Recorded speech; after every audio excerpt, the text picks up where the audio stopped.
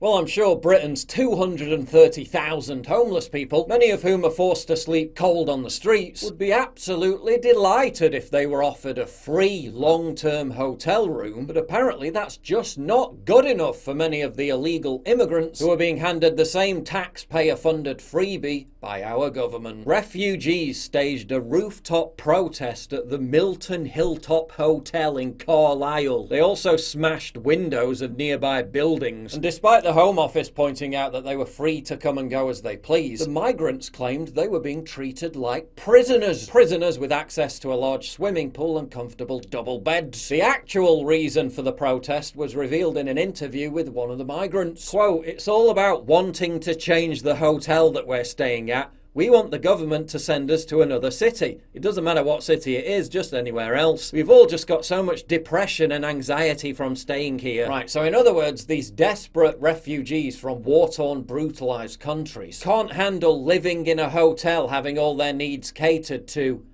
in Carlisle. I mean, I know they say it's grim up north, but it's not that bad. Talk about ungrateful. They don't get to go on their jollies in London, so they start rioting. All asylum seekers in hotels are provided with full board accommodation, 3 meals a day served, as well as all other essentials, including cash payments, said the Home Office. Not good enough. Only a suite at the Ritz and free front row tickets to see The Lion King will suffice. Another migrant didn't even bother to wait until he arrived at his free hotel to show his disdain. Having landed on a small boat from France, the migrant, no doubt upset at the spotty cell phone service or something, launched a frenzied attack on a coach driver and a female border force officer. Border force officers, security guards and drivers fear these attacks will escalate and someone will end up dead, one official told the Daily Mail. Everyone who works on the south coast knows that this is an absolute nightmare waiting to happen. Last month it was revealed that some migrants who arrived in boats were carrying guns and other weapons. They weren't even fingerprinted or photographed and just disappeared into the population. We saw how the Paris culprit slipped into Europe via the refugee red carpet. It could happen here.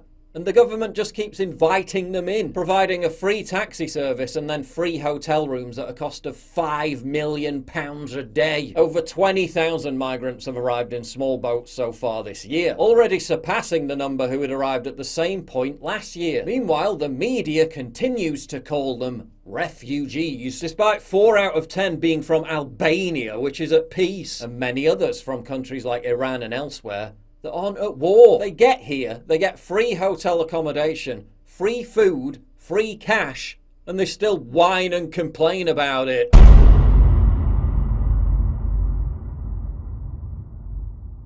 To get exclusive content, early access, behind the scenes stuff, and to personally interact with me, please sign up for my community at pauljosephwatson.locals.com. Link in description, and thank you for your generous support.